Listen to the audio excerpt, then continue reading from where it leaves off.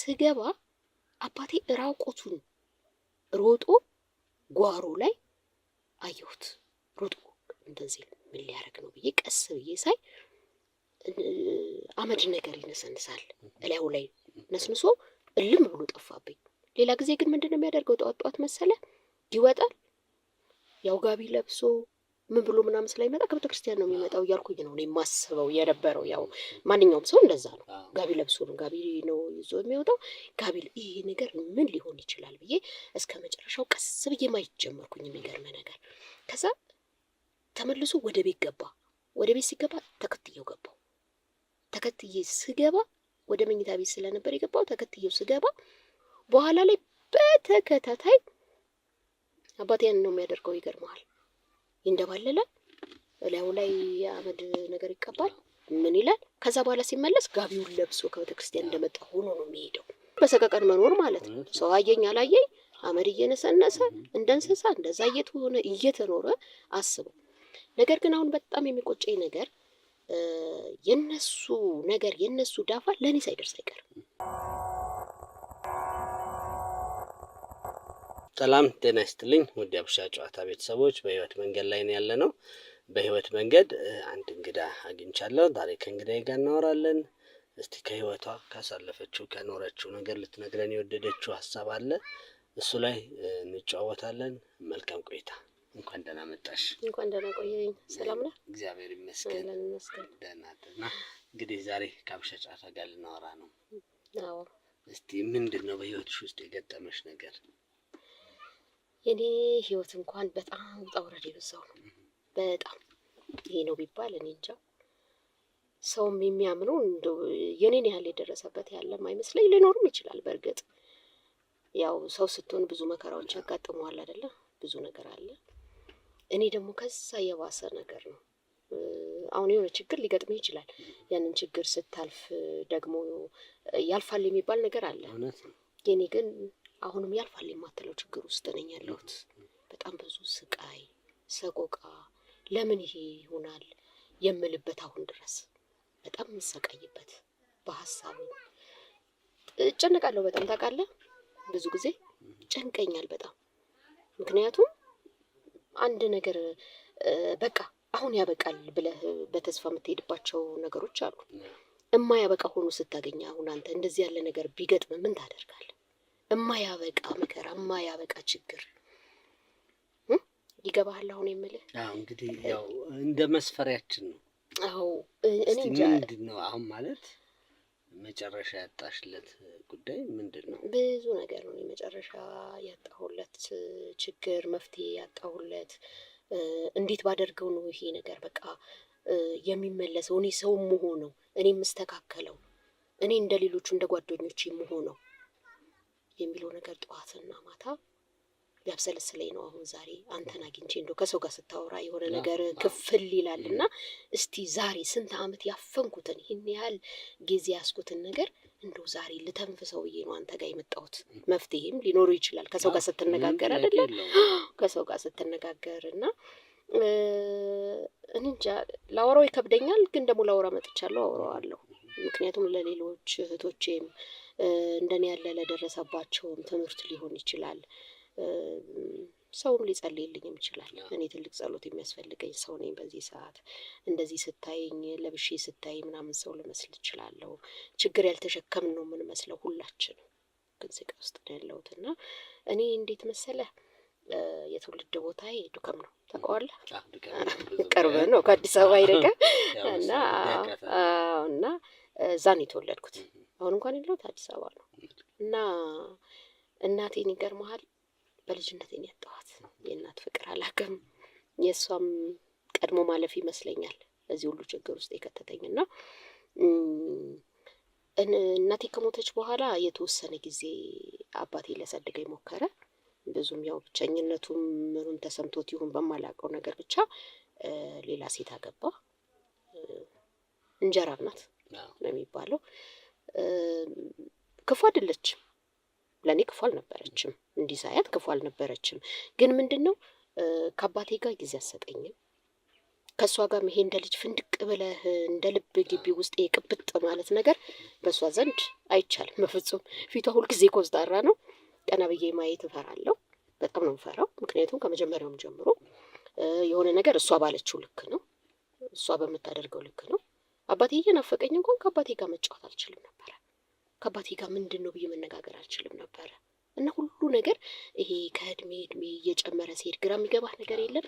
ግራ እየገባኝም ምንድን ነው ክፉ አይደለችም፣ የምፈልገውን ነገር ትሰጠኛለች። ኑሯችን ላይም ችግር አልነበረም። በጣም ትላልቅ ቤቶች ነበሩ። እንደውም ለድርጅት ለምን አሸጡትም ወይም ለምን አታከራዩትም የሚባል ጥግ ድረስ ነው ሀብቱ የነበረው። ነገር ግን የልጅነትም እንትን አይደል አይረሳህም። አትፈቅድልኝም ከአባቴ ጋር እንኳን ጠጋ እንድል እሱ አይፈቅድም። እሷ ባለችው ነበረ ደግሞ እሱ የሚመራው። የሚገርመህ ነገር እሷ እንዳለችው ነው። በቃ እሷ አይሆንም ካለች አይሆንም ነው። ምንድን ነው ይሄ ነገር? ሁልጊዜ ያብሰለስለኛል። ወጥተህም ከሰው ጋር አታወራም። ያን ያህል ነጻነቱ የለንም። ከሰፈር ሰው ጋር ያን ያህል ነጋገር ከሰፈር ሰው ጋር ከአባቴ ጋር አልኩ ከአባቴ ጋር ከእሷ ጋር የሆነ ነገር አደረገች ኮስተር ነው። ከዛ በኋላ መለስ ነው። ግን ምንም አይነት ነገር ሁሉ ነገር ግን ይደረግልሃል። የሚጎልብን ነገር የለም። ከዛ እንደዛ እየሆንኩኝ ግራም እየገባኝ ያው ልጅ ነህና የምትባለውን ሲቆጡህም እየፈራህም ወደኋላ እያልክም ምናምን አደግኩ። እግዚአብሔር ይመስገን ወደ 11 ዓመት ምናምን ላይ በሰላልኩ ይመስለኛል ለራሴና ምንድን ነው እንደዚህ የሚሆነው ነገር እያልኩኝ ዝም ብሎ እግር በእግር የምትከታተለው ነገር የለም። ዝም ብዬ መከታተል ነገር ምንድን ነው? ምንድን ነው? ለምን ከልጅነት ጀምሮ አንዳንዴ እንደ ህፃን ሆነ እስከ 11 ዓመት እስከ 12 ዓመት ህፃን ሆነ ልትሄድ ትችላለህ። በሚደርስብህ ችግር ደግሞ ከህፃንነት ጀምሮ በሳል ትሆንና ያለ እድሜ እንደ ትልቅ ሰው ማሰብ። እኔ እንደዛ ያለ ነገር ነበረ ያሰብኩት። ስነግር እየገባህ ነው ይመስለኛል። ይቅርታ በጣም ስሜታዊ ሆኜ ነው እያወራ ያለሁት። ያው ላወራ ከመጣሁ አይቀር ብዬ ነው። እና 11 ዓመት ምናምን ሲሆንኝ ይገርምሃል በጣም መከታተል ጀመርኩኝ። ምንድን ነው እንደዚህ ያለ ነገር ስለ አንድ ጊዜ ዓመት በዓል ነበረ። ለቤት በዓል ምናምን ሲሆን በስተጓሮ እንጨቶች ምናምን አለ። ይሄ ሸክላ ምድጃ ምናምን አለ እና እሱን ለማምጣት አንድ ጊዜ ገባን። ስገባ አባቴ ራቁቱን ሮጦ ጓሮ ላይ አየሁት። ሮጦ እንደዚህ ምን ሊያደርግ ነው ብዬ ቀስ ብዬ ሳይ አመድ ነገር ይነሰንሳል እላዩ ላይ ነስንሶ እልም ብሎ ጠፋብኝ። ሌላ ጊዜ ግን ምንድን ነው የሚያደርገው? ጠዋት መሰለ ይወጣል። ያው ጋቢ ለብሶ ምን ብሎ ምናምን ስለሚመጣ ከቤተ ክርስቲያን ነው የሚመጣው እያልኩኝ ነው የማስበው የነበረው። ያው ማንኛውም ሰው እንደዛ ነው። ጋቢ ለብሶ ነው ጋቢ ነው ይዞ የሚወጣው። ይሄ ነገር ምን ሊሆን ይችላል ብዬ እስከ መጨረሻው ቀስ ብዬ ማየት ጀመርኩኝ። የሚገርመ ነገር ከዛ ተመልሶ ወደ ቤት ገባ። ወደ ቤት ሲገባ ተከትየው ገባው። ተከትዬ ስገባ ወደ መኝታ ቤት ስለነበር የገባው ተከትየው ስገባ የእንጀራ እናት ይፈራታለሁ ብያለሁ። መኝታ ቤቱ በር ላይ ቆማለች። ኮስተር ስትልብኝ ምልስ አልኩኝ። ይሄ ነገር አንድ ነገር አለ ማለት አልኩ። ከዛ በኋላ በቃ በየቀኑ ያለውን ነገር መከታተል ምንድን ነው ማለት አመጣው። በኋላ ላይ በተከታታይ አባቴ ያን ነው የሚያደርገው። ይገርመዋል። ይንደባለላል፣ እላዩ ላይ የአመድ ነገር ይቀባል። ምን ይላል? ከዛ በኋላ ሲመለስ ጋቢውን ለብሶ ከቤተ ክርስቲያን እንደመጣ ሆኖ ነው የሚሄደው። ይሄ ነገር ምንድን ነው? አይገባህም። ምክንያቱም ማውቀው ነገር የለም፣ ሲወራ ማውቀው ነገር የለም። ይሄ ነው የምትባለው ነገር የለም። ከቤተ ክርስቲያን መጣ ወጣ ነው የምታየውና ክትትሌን ግን የቀጠልኩኝ። በቃ ክትትሌን ቀጠልኩኝ።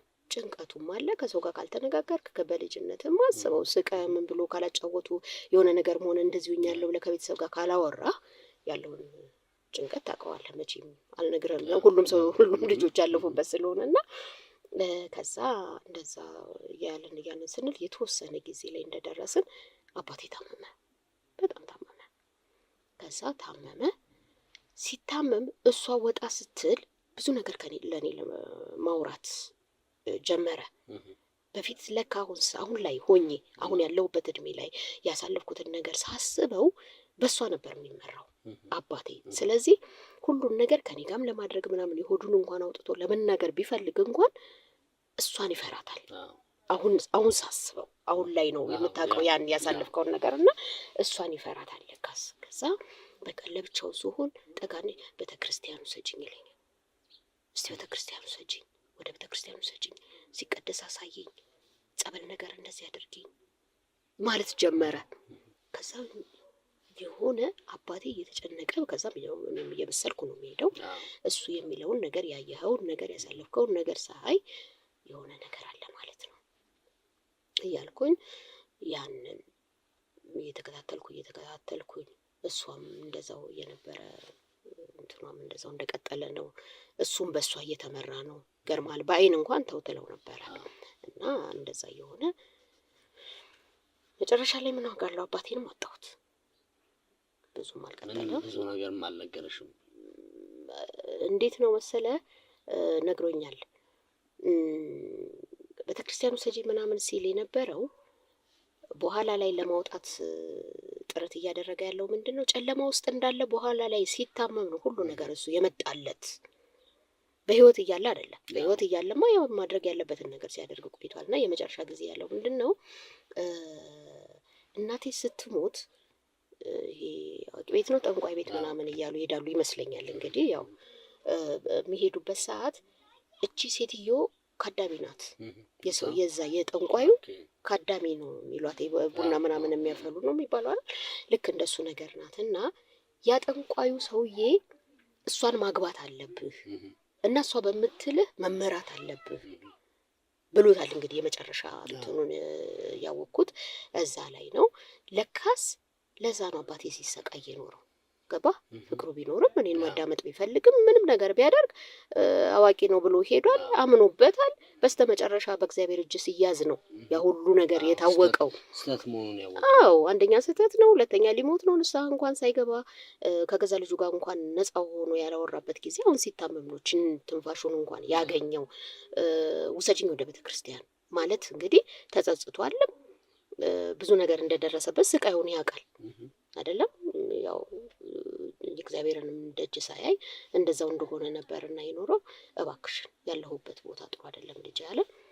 እኔም በቃ ሲኦል ውስጥ እንዳለ ጨለማ ውስጥ እንደነበረ አባቴ ሳይ አሁን ድረስ ነው በቃ የሚሰቀጥጠኝ። ከኔ ስቃይ ይልቅ የሱ ስቃይ እንዴት ሲሰቃይ እንደነበረ እንደዛ ያለ የእንስሳ ኑሮ እየተኖረ እንደዚህ ራስህን ነጻ አድርገህ በቤተክርስቲያን አንተ በምታምነው ነገር እኮ ጸልየህም አኖረኝም ብለህ ስለ ጤናህም ስለ ምንህም ነፃ ሆነ ትኖራለህ።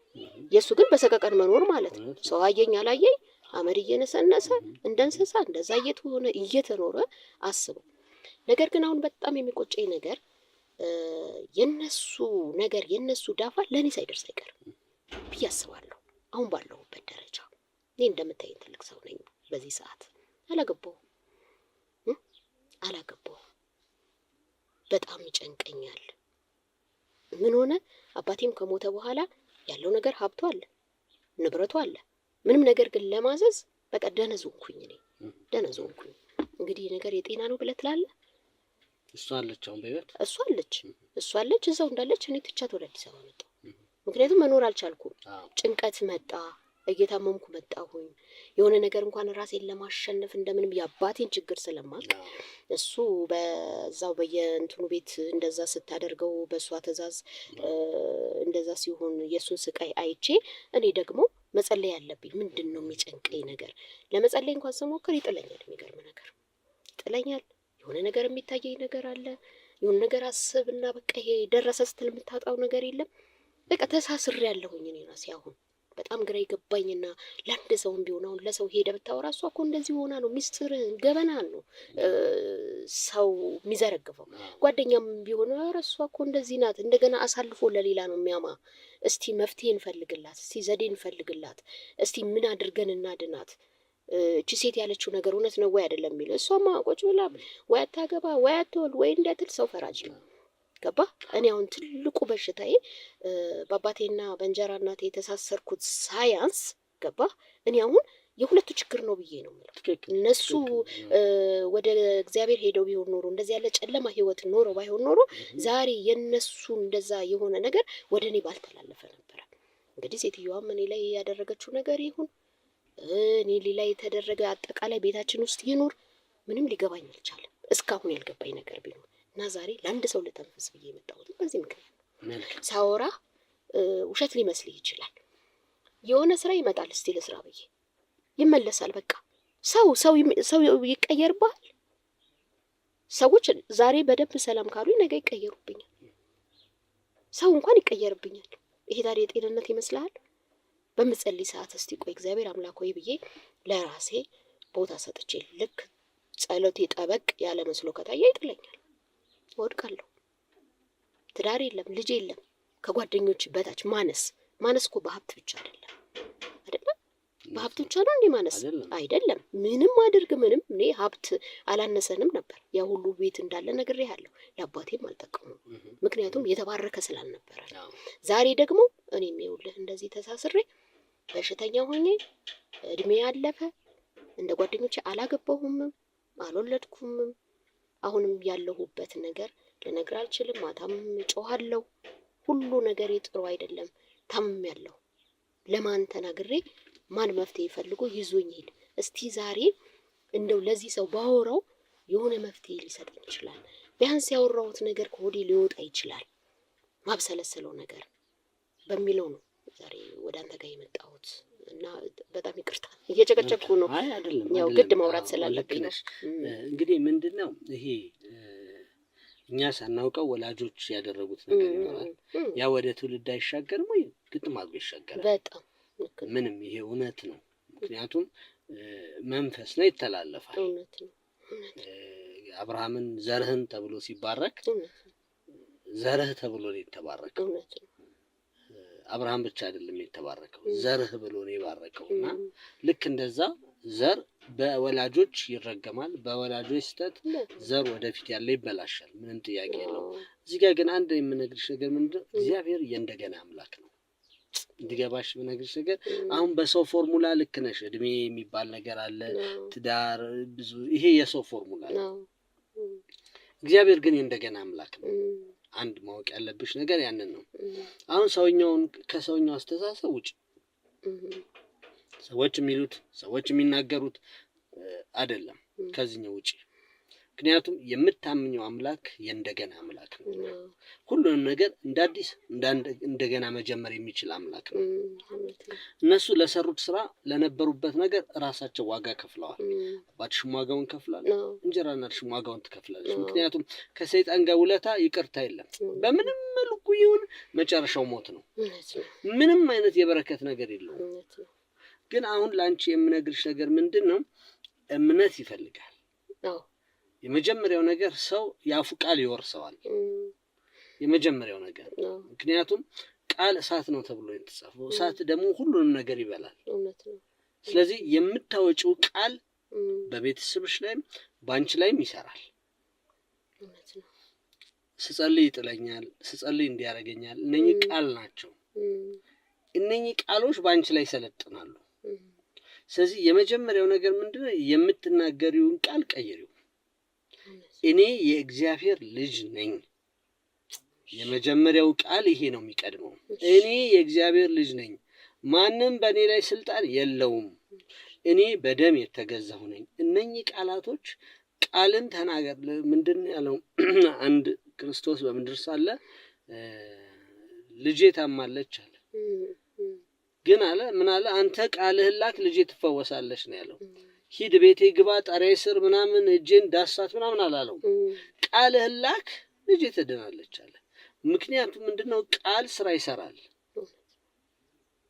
ገባሽ? ክርስቶስም መስቀል ላይ ሲሞት ተፈጸመ አለ እንጂ መፈጸሙን እየሄደ መዝገቦቹን እየዘጋ አይደለም ያሳየን። በቃ እዛ ጋር ሆነና ተፈጸመ ሲል ሁሉም ነገር ተፈጸመ። ያ ምንድነው? ቃል ነው።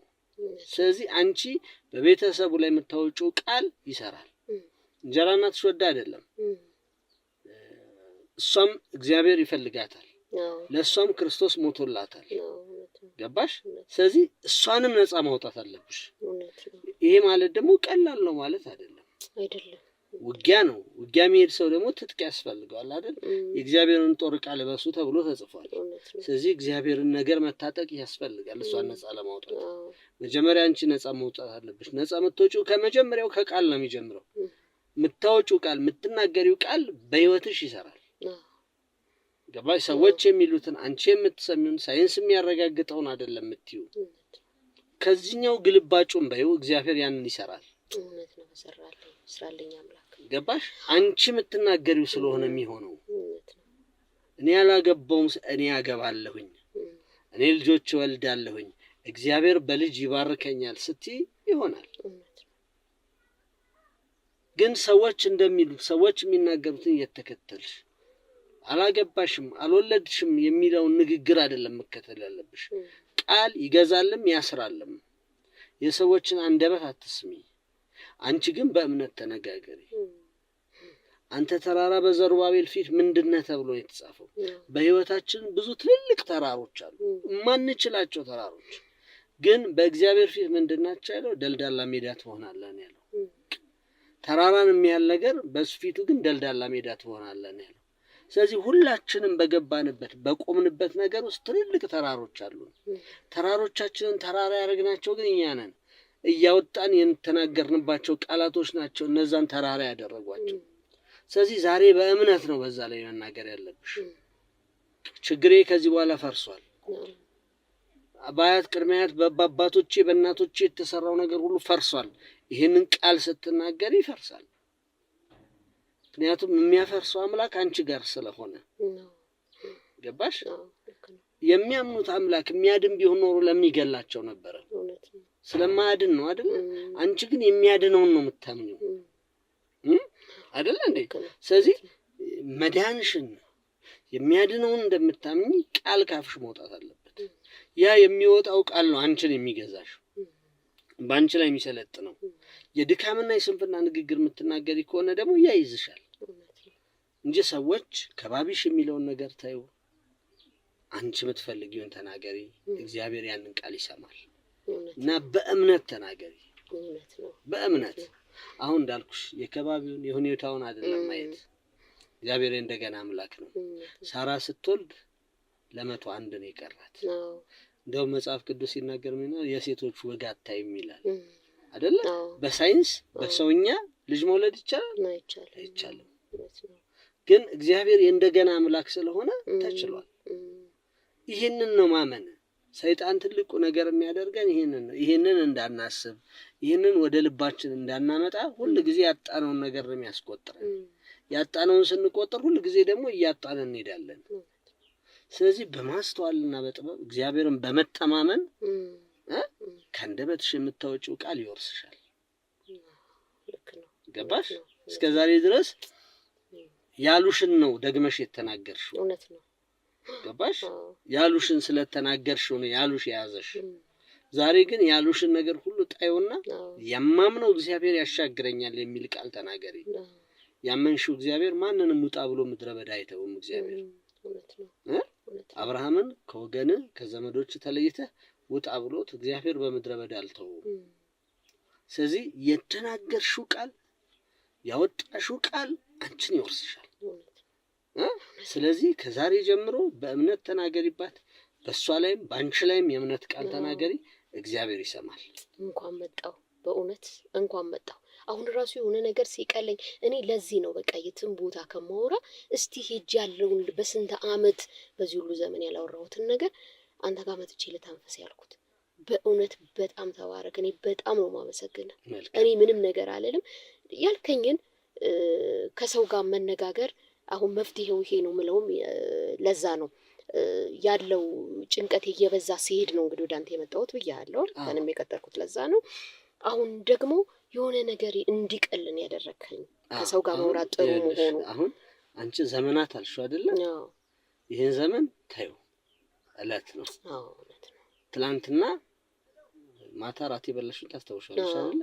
ልክ እንደዛ እነዚህ አሁን አንቺ ዘመናት ብለሽ የቆጠርሻቸው ቀኖች ባንቺ ናቸው ዘመናት የሆኑት። በፊቱ ለሱ የምንም የጊዜ ያክል እንኳን አይደለም። ምክንያቱም ለዚህ ነው እግዚአብሔር እንደገና አምላክ ነው የሚልሽ። ባንቺ ፎርሙላ ነው ዘመናት። ልክ ነው። ታዩ አሁንም እሱ ታዩ። በቃ አሁን ከሰውኛው አስተሳሰብ ሰዎች ከነገሩን አስተሳሰብ ውጪ ውጪና እግዚአብሔር እንደገና አምላክ እንደሆነ አምነሽ በእምነት ተናገሪበት። አራረጋለሁ እኔ ሁሉም ይዳን፣ እሷን ብትሆን ትዳናለች። አባቴ አንድ ያምልጦኛል፣ እሷን ብትሆን ትዳን። እኔ መዳን ነው የምፈልገው። እንደው እግዚአብሔር ይስጠኝ፣ ምንም ነገር አልልም። በቃ ካሁን በኋላ ያለውን ደግሞ ሞክሬ ድጋሚ እንደው የሆንኩትን ነገር ካንተው ጋር ተገናኝቼ ደግሞ የደስታ ነገሬን ደግሞ አወራለሁኝ። የእውነት እውነቴን ነው እማምነው እግዚአብሔር ይሄን እንደሚያደርግ በእውነት እኔም እኮ አምናለሁ። ባመንሽው ልክ ነው። አምናለሁ። አሁን በእምነት ተናገሪ፣ ሰዎች የሚሉትን ሳይሆን እሱ የሚለውን ተናገሪ። እኔ ደስታ ይዤ እንደገና እንደዚሁ ቁጭ ብዬ ደግሞ እንደማወራ እርግጠኛ ነኝ። ጠብቃለሁ። በጣም ነው የማመሰግነው። በእውነት በጣም አመሰግናለሁ። እግዚአብሔር መከናወንና መስተካከልን በአንቺ ህይወት ውስጥ እግዚአብሔር ያድርግ። ደግሞ እንደሚሆን አምናለሁ። አሜን። እንደኔ ተቸገሩ ሁሉ እግዚአብሔር መልካም ነው። እንደኔ ተቸገሩ ሁሉ መፍትሄ ያገኙ።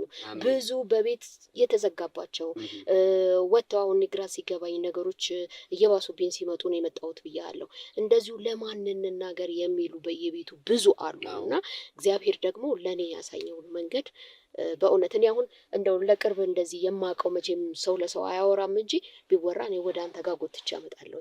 ብሎ አዳማጭ እኮ ነው የምታጣው።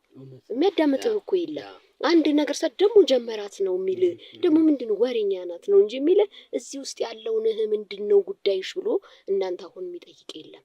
ስለዚህ ጠያቂ ያጣ በቤቱ የተዘጋበት ስንት አለ። የኔ ትንሹ ነው እስከምል ድረስ ብዙ ሊኖር ይችላል። ምክንያቱም የእያንዳንዳችን በችግራችን ልክ ነው ትልቅ ነው የምንለው። የኔ ዘላለም ዓለሜን ለምን ይሄ ስቃይ አባቴ መጀመሪያ ለምን እዛ ውስጥ ገባ? በእሷ እየታዘዘ የአባትነት ፍቅር ሳላይ መጨረሻ ላይ ከጨለማ ድኜ ልጄ ቤተክርስቲያን ጉሰጅኝ ያለው እንግዲህ በህይወት ቢኖር ኖሮ ይድን ነበር። አሁን በምታወራው ልክ ማለት ነው አይደል እንዴ? ግን እንደዛ ሳያደርግ እሱም ቀረ፣ እኔም በሽተኛ ሆኜ ቀረው ብዬ እማወራው አጥቼ እስከዛሬ ፍኜ ቁጭ ብያለሁ። ዛሬ ደግሞ እስቲ እንደው አማክሬው የሆነ ነገር ባገኝ ከዚህ በኋላ ደግሞ ወዴት ልሄድ እችላለሁ? እንግዲህ ስትጸልይ ከጣለ ስራ ካልሰራ ሁሉ ነገር ከተዘጋጋብህ ምን ሊሆን ይችላል ብዬ ነበር የመጣሁት። እግዚአብሔር ጊዜ ያለው እውነት ነው። በሱ ጊዜ የሚሆነው ከዚህ በኋላ የስራ ደጆችም አይዘጉም። አመሰግናለሁ በጣም። አንቺም የእምነት ቃል ተናገሪ፣ እግዚአብሔር ይሰማል። ምክንያቱም እሱ ከምድር በታችም ከምድር በላይም በስሙ ስልጣን ይንበረከካሉ ተብሎ ተጽፏል። ስለዚህ የሁሉም የበላይ የሆነውን ስም ነው የምትጠሪው። ከቤቴ ስትወጪ እግዚአብሔር የረጅም ጸሎት ጉዳይ የለውም። ቃል ተናግረሽ ውጪ ቃልህ ይሰራል ተብሏልና ያ የተናገርሽው ነገር ከፊት ይቀድማል። እሺ ቀለለኝ እኮ የሆነ ነገር ከላይ ላይ ብድግ አለ። እውነቴን ነው። አመሰግናለሁ። በጣም ነው የማመሰግነው። ጥሩ ነገር ደግሞ ይዤ እንደምንገናኝ በእውነት በጣም ነው የማመሰግነው። እኔ አላቅም እውነት እግዚአብሔር ባንተ አድሮ አናግሮሃል። እኔ እግዚአብሔር ይመስገን ከሁሉ ነገር አስተካክሎኝ ይኸው ዛሬ ከዚህ ወጥቼ እንዲሆኛለሁ የምልበት ጊዜ መጥቶ ደግሞ ይመጣል። በእርግጠኝነት አሁን መናገርሽ ምንድነው አሁን የምናወራው ተስፋ አይደለም እምነት ነው። ስለዚህ ይሆናል። በቃ ጊዜን ደግሞ ነገ ይሆናል ተብሎ ነው የተጻፈው። በሰማርያ ደጅ ገብስ ምንድነው ረሃብ በነበረበት ዘመን እናት ልጇን የበላችበት ዘመን ያሞራ ኩስና የአህያ ራስ ዋጋ ወጣበት የተባለ ዘመን ላይ ምን አለ ነብዩ? ነገ በሰማርያ ደጅ ገብስ በሰቅል ይሰፈራል አለ። በጣም ከባድ ነገር ነው አይደል? ይሄን መናገር ግን ለእግዚአብሔር ይሄ ቀላል ምንም ነገር እውነት ነው። መጥቼ ደግሞ የኔን ደስታ ሐዘኔን እንዳወራው ደግሞ ደስታዬን አወራሃለሁ። በጣም ነው የማመሰግነው። የኔ ወንድም በጣም ነው የማመሰግነው። እንግዲህ የአበሻ ጨዋታ ቤተሰቦች ዛሬ ከእንግዲህ ጋር ይሄን የመሰለ ቆይታ አደረኩኝ። ብዙ ሰዎች በእንዲህ አይነት ችግር ውስጥ ያላችሁ ሰዎች የምነግራችሁ ነገር ምንድነው የወረሳችሁ የተናገራችሁት ቃል ነውና አንደበታችሁን ቆጥቡ። የምትናገሩትን ቃል መርምሩት። ምክንያቱም የተናገራችሁት ቃል ይወርሳችኋልና በራሳችሁ ላይ በረከት ተናገሩበት፣ በራሳችሁ ላይ መልካምን ተናገሩ። የታመናችሁበት እግዚአብሔር ደግሞ ላይጥላችሁ ከፊታችሁ ወጥቷልና በእምነት ተናገሩ፣ ይሆንላችኋል። የእንግዳይ ታሪክ ለብዙዎቻችሁ መማሪያ እንደሚሆን አምናለሁ። እግዚአብሔር አምላክ እንግዲህ መሳካቱን መስተካከሉን ሁሉ ለእንግዳይ ይስጣት። እናንተም ባላችሁበት ሁላችሁም በእምነታችሁ ጸልዩላት። እግዚአብሔር የተሻለ ነገር እንደሚያደርግና በድጋሚ እዚህ ስፍራ ላይ ተገናኝተን የከበረውን ነገር እንደምንሰማ አምናለሁኝ። እግዚአብሔር እንግዲህ ለእናንተም መልካም የሥራ ሳምንት ይሆንላችሁ። ይህን ፕሮግራም አዘጋጅተን የምናቀርብላችሁ እኔ ዘላለም ወዳጄ ነህ ከሀበሻ ጨዋታ ጋር ነበርኩኝ። መልካም የሥራ ሳምንት